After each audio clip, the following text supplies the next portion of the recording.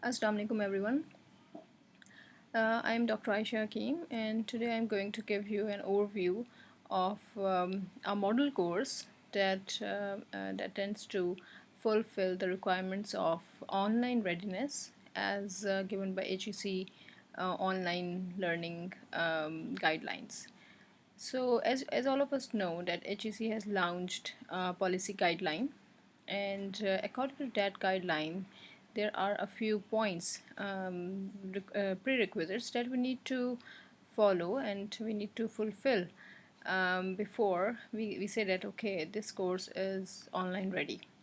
So I have developed a course, like I'm using Moodle for since around 3 to 4 years now, and I made this course in the last semester, like last year, and today I just thought of giving you an overview of using it as a model course.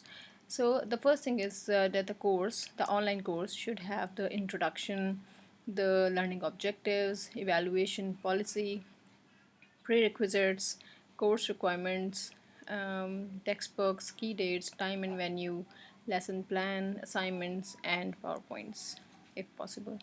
So, in this course, uh, it fulfills all the requirements. This is the course title with the course code, and this is the main page. This is an overview of the whole course, and in this overview, I'm giving students ahead of time all the requirements like the credit hours, the prerequisites, what is the course requirements, what is the passing criteria. Then I start with a little bit of introduction, just in 2 lines, to give an overall throw of what they are going to expect in this course. The learning objectives of the course, all the points, plus practical. It is the theoretical course, but I have asked my students to do some practical things as well. And then there is the full syllabus and an overview file, class etiquettes, academic misconduct, conduct and plagiarism files. The syllabus, it contains, yeah, let me open it. It contains a course overview, the name of the tutors, recommended textbooks, and other resources that I'm going to give my students. The course schedule, where I'm giving them, telling them when is the class and what is the classroom time and the location. And you can also add these things outside this file, wherever you feel okay. And in the class etiquettes, I'm telling my students that don't use mobile phones and all the etiquettes and the rules that I have set in my course. And academic misconduct and plagiarism, I have warned them ahead of time about all these HEC policies about misconduct and plagiarism. Here are the key dates. I have assigned 2 big assignments, not too big, but yeah, and the 2 quizzes, one big mid exam and the final exam, as per like 30% of mid and 60% of final. And the assignment marks have been divided into 5 assignments. Right, so at the first page, students get an overall idea of what they are going to do in the whole semester for this course. And then lesson plan. And for the lesson plan, I have divided my whole course into different topics. So this is my first day. This is my first lecture in the class. Okay, so all the students already have this whole course. They already have these slides. They have different links, and these are very practical introduction, like very basic one, and from like online from Intercity, and another one which gives a very good idea about the introduction of the whole course. There's some of the reports and articles. So now the first day, it's not just about giving, like reading the slides or just giving them a one way lecture. It's a whole lot more, because it's an online teaching. So the online teaching has its own strengths and powers, and I would just like you guys to understand how to use the power of online teaching and embed it into your courses as much as you can.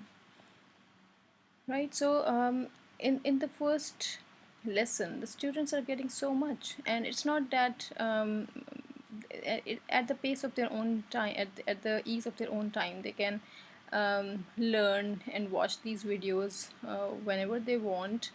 And I usually give the videos assign or ask my students to have a look at these videos before the class.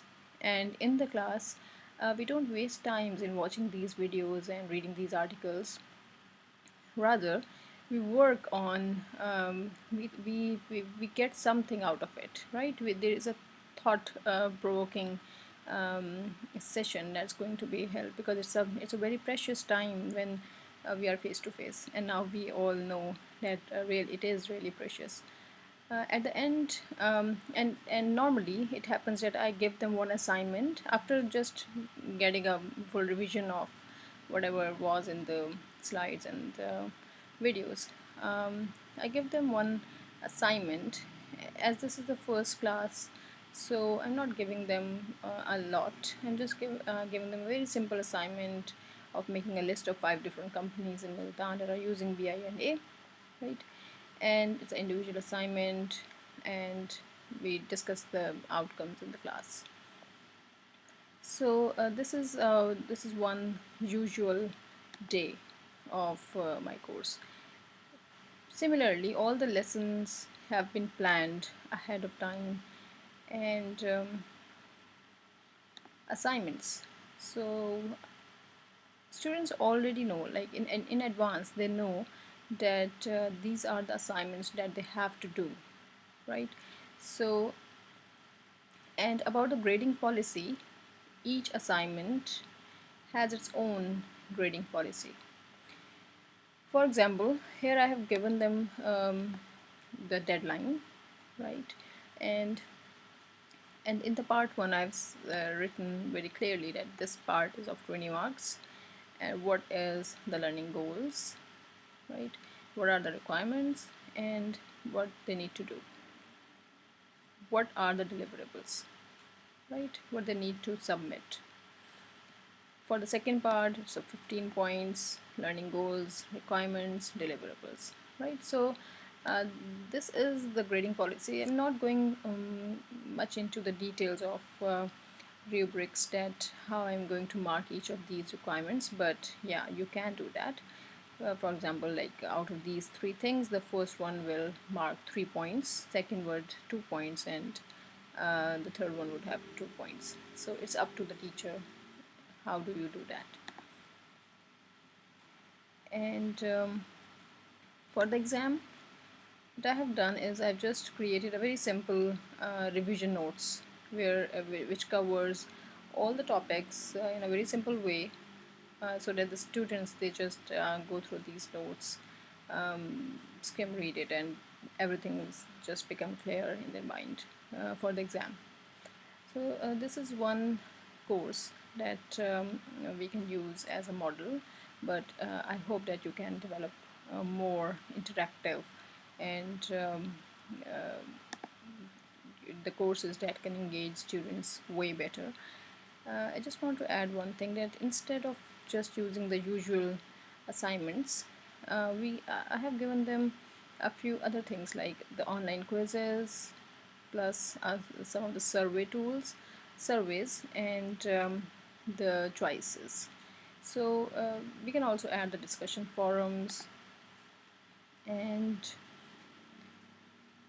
the feedbacks and surveys, wiki, workshops, a lot of different things, right? So using the LMS is one of the best experiences that I had during my teaching.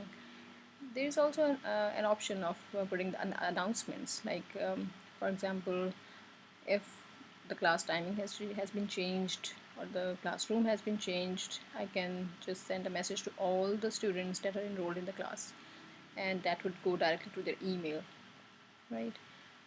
And We can also have an online attendance register where we can mark online attendance of all the students, right? And these are all the students in the participants page, and there are a whole lot more, but that might be covered in the full training session. But yes, you can use this course as a model course, and if you want to know more about this model course, or how can we develop it, I can also make you one of the participants of this course so that you can learn more. Just click me an email. Thank you so much. Happy modeling.